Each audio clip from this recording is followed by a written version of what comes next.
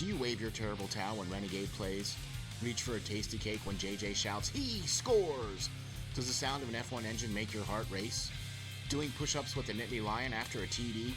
Then lend us an ear, and we will share the exhilaration of Steelers football, the excitement of Flyers hockey, the nail-biting finishes of F1, and the pride when we yell, "We are Penn State." Welcome to the SteelFlyers Show, the strangest combination of sports fandom since pineapple was put on pizza. Ladies and gentlemen, welcome to the SteelFlyers Podcast, and I am your host, Ron, otherwise known as SteelFlyers. How are you all doing? Welcome to the show. Can't wait to get into all kinds of great stuff for you. Oh yeah, oh yeah, oh yeah.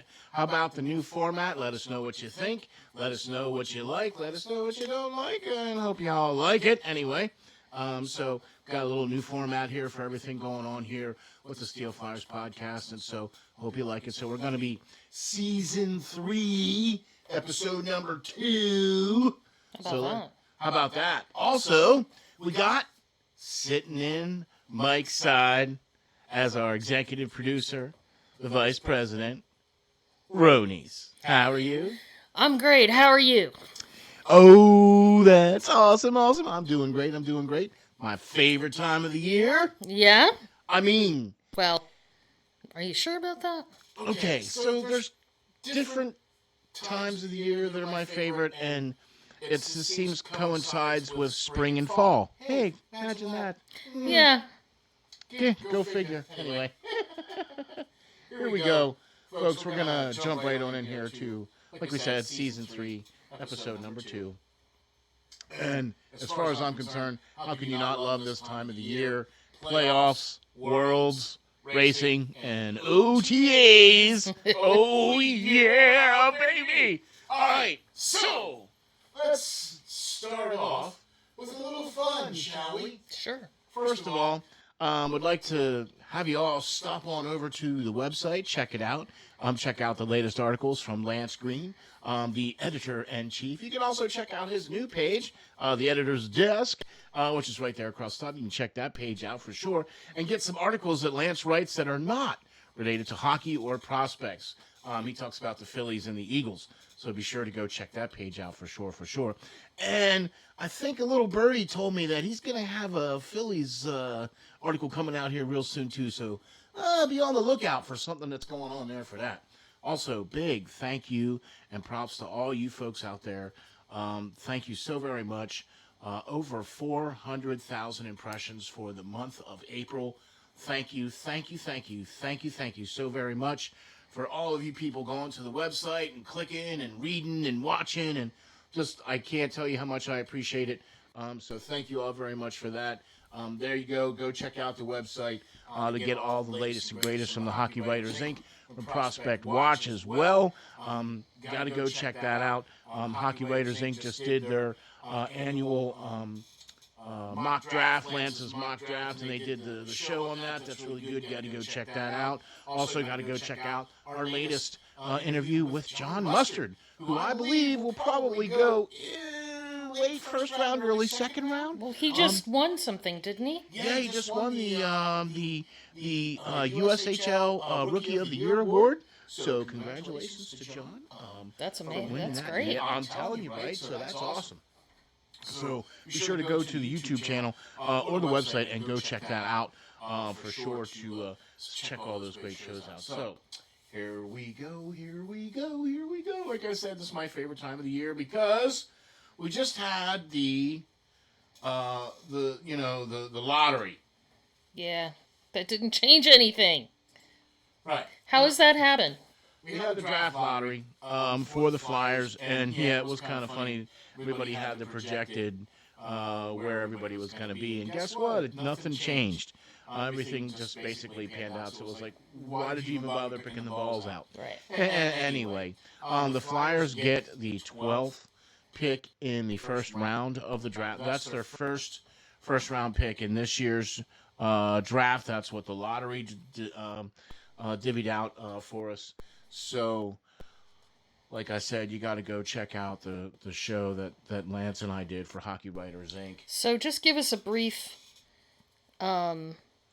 Who do you think's gonna who do you think is gonna be available? We would like Cole Eiserman. You think he'll still be around? If he is available.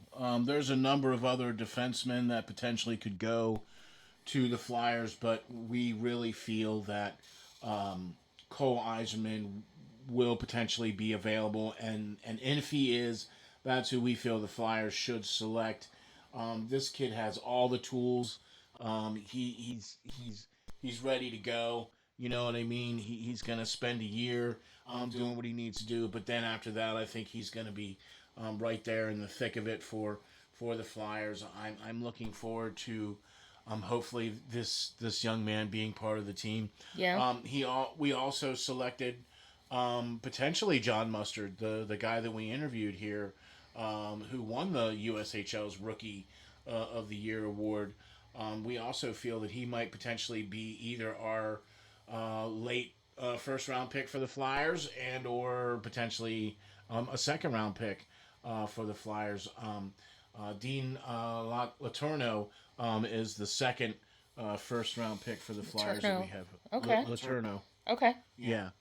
He's 6'7", and he's oh my gosh, this guy is really would be another great pick as well too. So those are kind of the first couple picks for the Flyers, but we really feel that Cole Eiserman will be the pick that's available, and if he is available, he should be selected by the Flyers.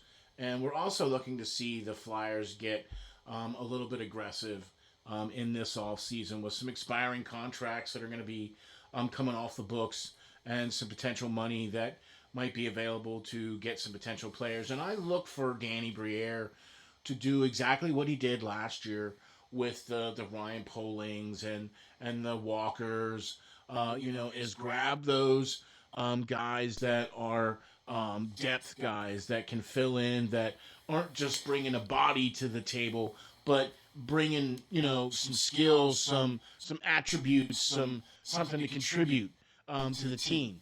So I really feel there's some players out there that potentially could fill that role for the Flyers again this coming season. And I think that Danny Briere is going to be just as aggressive as he was last offseason to get those players. So I'm looking forward to what's going to happen in the offseason. It's a good feeling to know that you're not dreading it because somebody's going to make bad choices. Or not make any choices at all. Right. And everything so far that has been done with this current administration for the Philadelphia Flyers has been impressive. I think that they are definitely putting notice out that they're here to play, basically, to let the NHL know that, hey, if we're going to find the right and correct way to do things, and that's how that's going to be, and we're going to do it to the utmost of our abilities. That's what we're going to do, and I really appreciate that as a fan. I also appreciate the honesty and candor as an analyst. It gives you something that you realize, hey, this is what these guys are going to do. You know what I mean?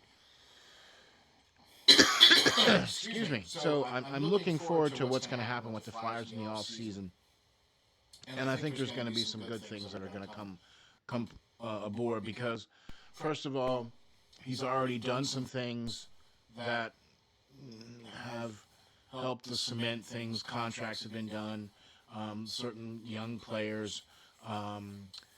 Rizzo's been brought in as well for his entry-level contract, playing at Denver, winning a championship there. Some of our prospects in the prospect pools are playing really well and potentially will be coming to get a tryout for a camp this coming October. So like I said, exciting things I think happening for Philadelphia Flyers in the offseason. And the draft is a month away-ish. Yes. A month and a half-ish, something like that away. So, excuse me. So, but looking forward to what's going to happen here to the Flyers in the upcoming, draft. What they're going to do in the draft, what potentially they could do in the draft, things of that nature. So, I'm really looking forward to that as well too. So. We're gonna stay kind of in the NHL. Kind of. Yeah, kind of. Yeah. We're gonna stay in the playoffs. Ooh, they've been very good playoffs this year. You think maybe? There's a double overtime. Yeah.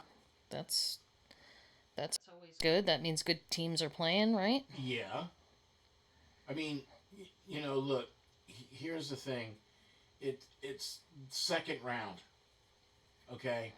So when we get to the second round, now it becomes a lot more real. Yeah. Do you know what I mean? And man, I got to tell you, this has been some of the best hockey to watch. This is why I love this time of year, because playoff hockey is exactly that. It's second season. It's such a hard mountain to climb to hoist that cup, the most coveted trophy in all of sports. I don't care what anybody says, as far as I'm concerned. It is the hardest trophy to get, and I think one of the most coveted trophies to get, to have your name etched forever on the cup of the Stanley Cup. So, and I'm very surprised at how Carolina has been out-physicaled by New York, and that series is now 3-1. I've been very surprised at how New York has just, I think, and it's got to be Laviolette. He's a really good coach. He knows what it takes to get to the finals and win. He did it with Carolina in 2006 with Roddy Brindamore as his captain. Yeah, isn't that bizarre? How I don't know.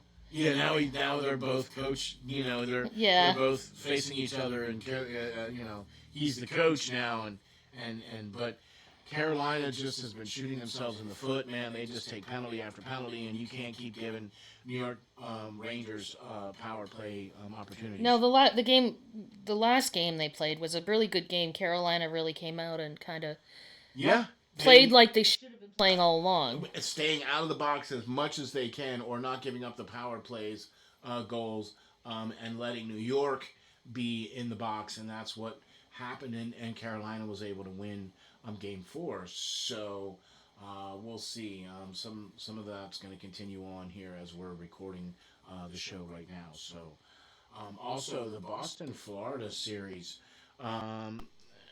along with, I think, the Carolina-New York series, Florida is just out physical the Boston team.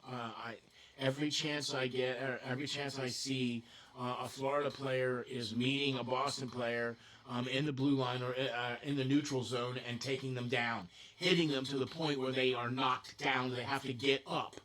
Okay? And after a while, that's going to wear on you. And pretty soon you don't want to get up anymore. You know what I mean? And right now, Florida is leading that series 2-1. But Boston, I mean, they have an opportunity to. It's at the doorstep for them, like it was for Toronto, and they just, for whatever reason, they just allowed Toronto to just keep coming back. But I think if Boston doesn't get back on the physical horse against Florida, then I think Florida's just going to continue to march along. You think so? Yeah. And in fact, I think we might see the Florida-New York for the conference final.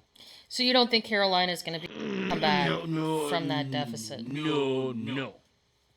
Okay. Especially, I mean, look, it's very rare that the President's Trophy team gets this far. And the fact that New York has not only gotten this far, but have dominated. You know what I mean? Will they break the curse? They swept the Capitals, and they were on the verge of sweeping frickin' Carolina. You know what I mean? So New York, you got to give them props. You know what I mean? Also, Colorado and Dallas, man, that's been a back and forth as well too, with some of the best offensive teams playing against each other with Vancouver or with Dallas and Colorado, and man, that Dallas Dallas is now leading that series now 2-1. But man, I'll tell you what, Colorado. It's been amazing watching Colorado play because their top six. Once you get past the top six, man, the number of minutes that the rest of the team really drops off. So they need to make some adjustments. Right, because they're going to wear those guys out, right? Exactly. So they need to make some adjustments there in Colorado to get them a little bit more playing time, you know what I mean, and things like that. So,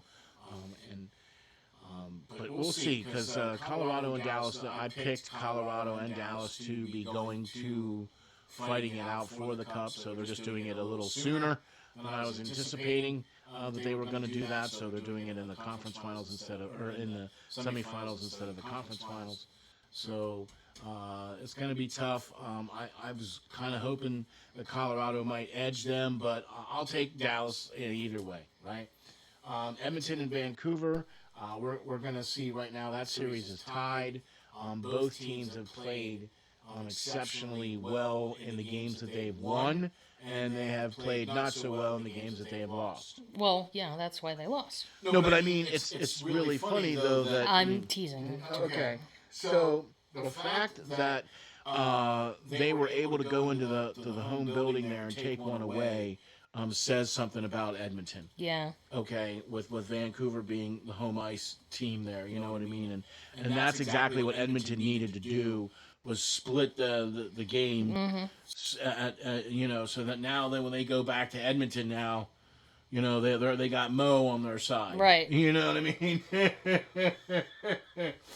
Mo is momentum, by the way, on your side. So when you have Mo on your side, you got you got things going on, right? You're in the right direction. You're headed in the right direction, right? You know, because we're talking about momentum going on there. So going to be interesting to see how that continues on. This is why I'm so excited about this time of the year, because, you know, obviously it's second season for hockey and things like that. It's unfortunate that the Flyers aren't in it, but I think it's good that they didn't make the playoffs, because they would have been crushed.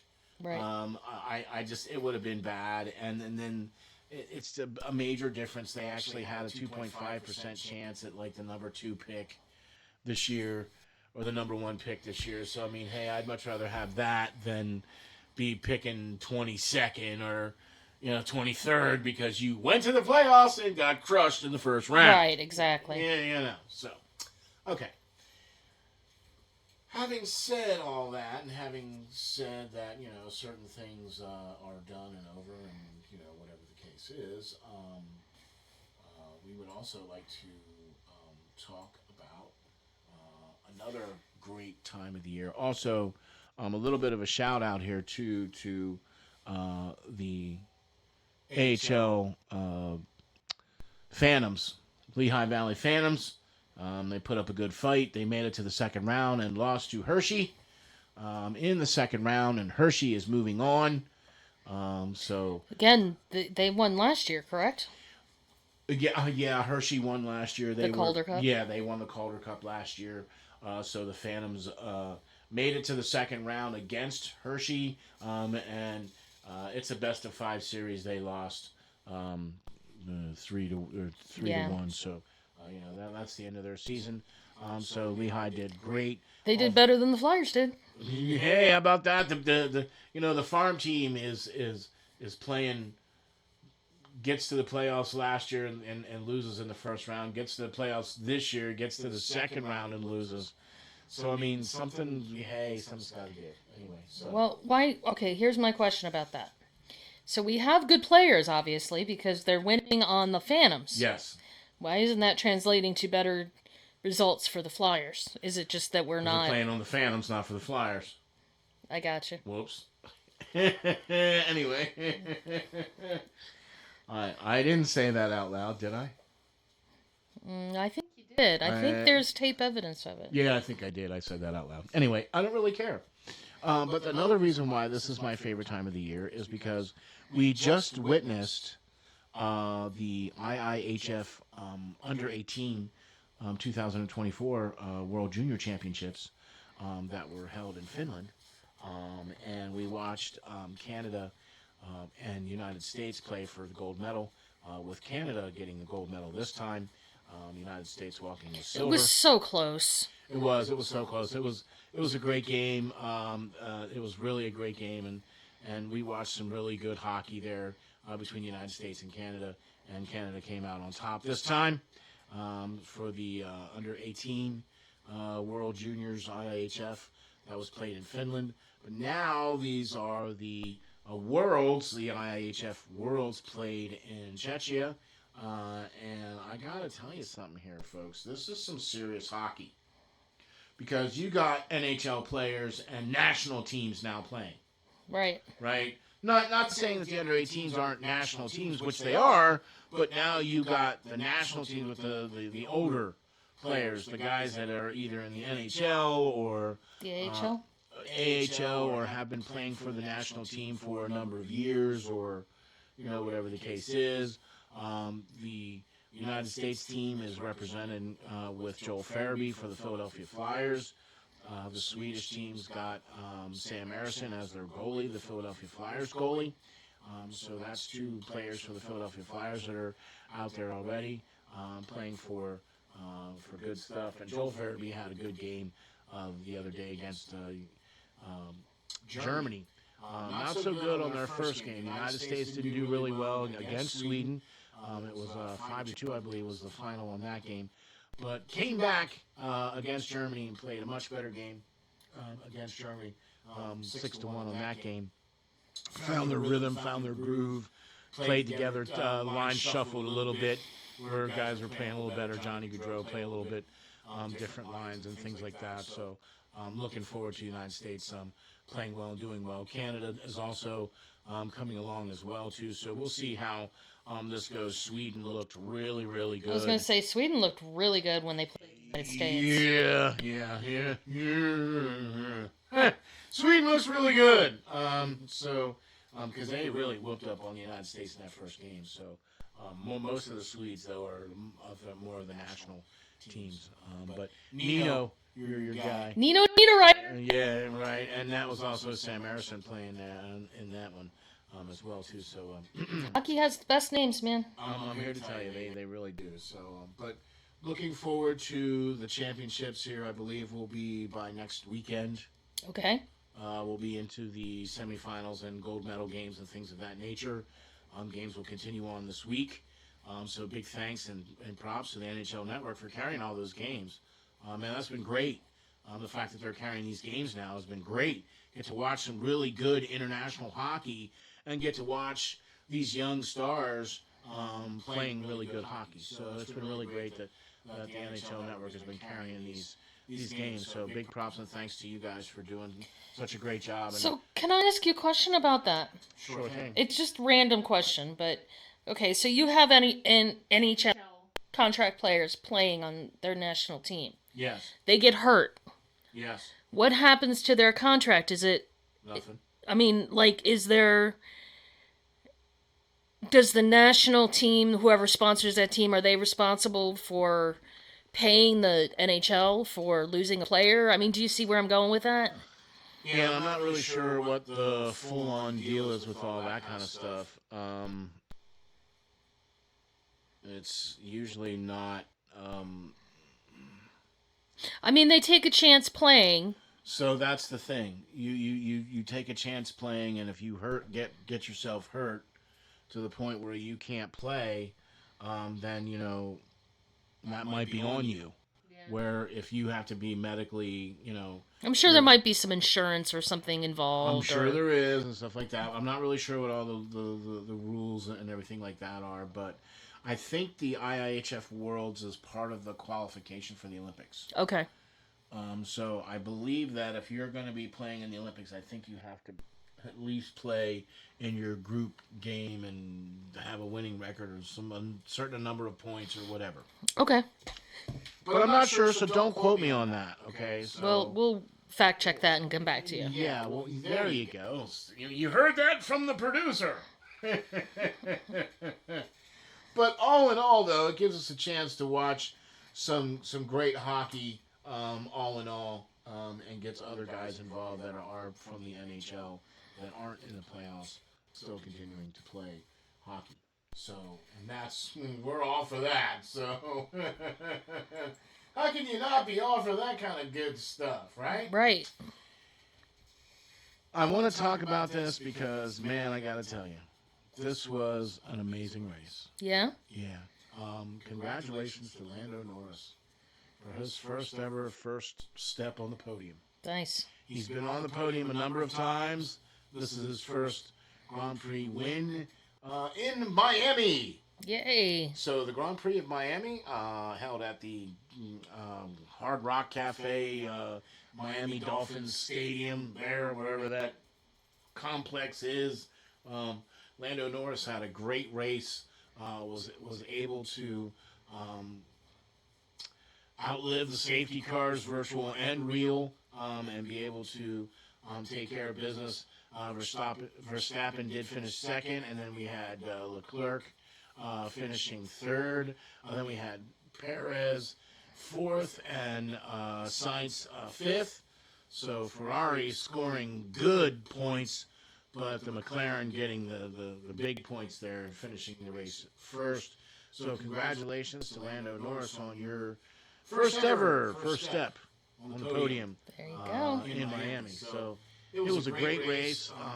Anytime that Verstappen gets beat, I don't care. I don't care who it is or who does it. If it's Alonso or if it's Norris or if it's Russell or if it's Sainz or anybody, I don't care. Anybody that beats Verstappen, hey, I'm rooting for them. Of course, I'm deeply tifosi. So You would like Ferrari to beat them, but... Yeah, I would. But unfortunately, I think they're doing better this year. They've improved the last couple of years. From last year to this year, they have definitely improved. I do. Ferrari, that is. Ferrari, yeah, I do feel that Ferrari is finding the podium more and more, or finding the they're finishing the top fives more and more. I was gonna say they're finishing the races for a change. There was a while there where both of them finishing the race. Yay!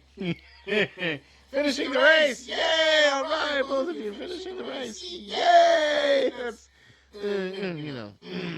But next weekend there will be the Emilia Romagna race, and looking very, very forward to that. That is the Imola track. That's the home of Ferrari? It's not the home of Ferrari, no. It's wrong. Sorry. No, the considered track home of Ferrari is Monza. That's right. Right?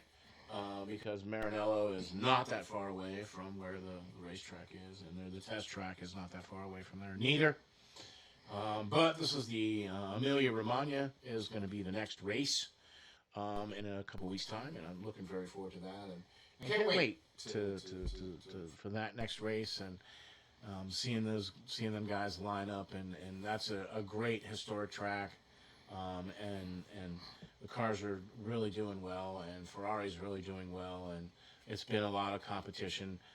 It's been a lot of Verstappen this year, but we were sneaking in some other wins from other. Well, it always seems to be like the same person gets on a roll and they win a lot of races, but it eventually switches, because we did that with Hamilton for a while, where he was winning every race. And Vettel was doing that for a while, right? And now we're getting that for Verstappen, you know what I mean? And so, but there you have it, folks. The next race there in Emilia Romagna, and looking forward to that one as well, too. So, but congratulations to Lando Norris on his win.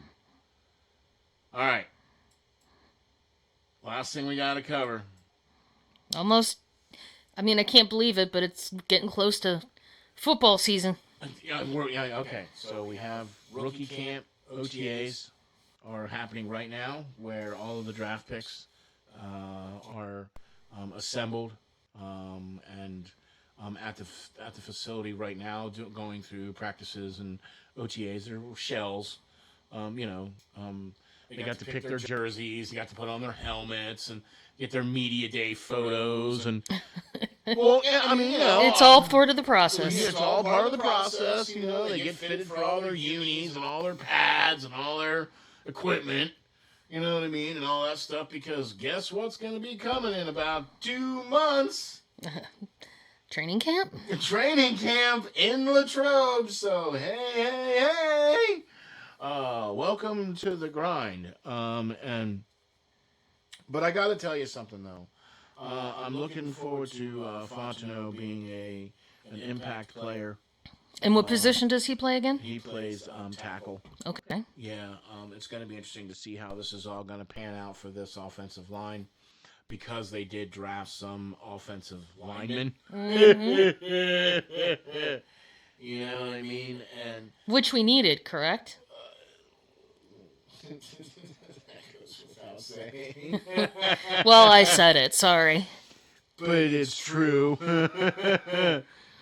Very, very, very true, and they really needed some help on the offensive line, and so I think they're getting some of that kind of stuff as well. So we're going to see how some of those draft picks are going to impact the Pittsburgh Steelers this coming year. And I'm also exciting to see Arthur Smith with his new offense put in place and things of that nature. And the reason why I say that is because if you guys... that's right. We don't have Canada this year. Right. Hey. I had I had to step press back that. I had to step back on that one for just a quick sec. But the reason why we have Najee up here on the stats here is the fact that going into this coming season would have been Najee's fifth year for... Well, this is his fourth year, but they declined to pick up his fifth-year option. That surprises me. And from what I have read, it was his request. Really? He wanted to see how things worked out in the new Arthur Smith offense before anything. Okay. Well, I guess that makes sense. It does make a lot of sense. And another thing that makes a lot of sense is this, too. They're going into the season with Jalen, with two Russell Wilson, and the two running backs, right, and if not, I really think that Najee's going to thrive. Okay. In this, and I think the running backs are going to thrive in this, and I think we're going to see more Najee be more of a pass catching threat out of the backfield, I think, than we will. I mean, with Warren, right? You know what I mean? And because I think Warren is more of that. Not that he can't, but I just think he's more of the running back style, and that all depends on how Najee wants to play that too. And I think that's probably one of the reasons why they didn't pick up his fifth-year option for Najee Harris. But I got to tell you something, though, man. For the guy who's touched the ball almost 1,000 times in his time so far, 834 touches, he's averaged 1,000, at least 1,000 yards every year so far since he's been drafted. And that's not on a very successful team either. Running team anyway. So that's a lot. Right, with 22 touchdowns, and his average is 3.9, so that's not the greatest average. You know what I mean? That's a lot of touches to get that many yards if you only have an average like that. You know what I'm saying? So, but I'm okay with that. I'm okay with them waiting to see him hit the free agent market, because that gives them an option of, hey, he can play into a contract. Right. And if it doesn't work out, now they're not on the hook. Right. And he can go do whatever he wants to go do. Right. Which, that would really stink, because I really feel that with the offensive line help that they've garnered now and the guys that are up and coming for the Pittsburgh Steelers, I really feel that the running game is going to be a huge factor for Pittsburgh.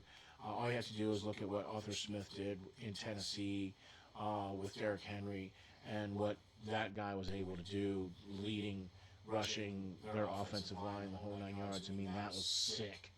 Okay, and if he can do 75% of that for Najee, hey, what? All right. You know, I'll take that. So, going to be interested to see how some of these young rookies have an impact, or if they're going to have an impact at all. I don't Have know. any of them been officially signed yet? Yeah, Logan Lee has been signed, I think, and Roman Wilson has been signed. Okay. So some of them have been signed as well, you know, but I'm just, it's going to be interesting to see how some of them are going to pan out, you know, if they're going to make any impacts or anything like that. So I'll be interested to see how that all works and how that all goes. And I got to tell you, folks, I'm excited. This is the best time of the year as far as I'm concerned. So, win-win all day long for me, right? Hockey and OTAs and hockey and racing and racing and OTAs and anyway. So, thank you all very much for tuning in, for checking us out. I am Ron, otherwise known as SteelFlyers, your host for the SteelFlyers Podcast. I'd like to thank our producer, Ronis. I appreciate the thank you. And all the great things that's going on here at the SteelFlyers.com website, at the SteelFlyers All Sports Network. Thank you all very much for tuning in and checking us out. And I can't wait to be on for the next one. Just remember, folks, stay safe, stay strong, and hang tough.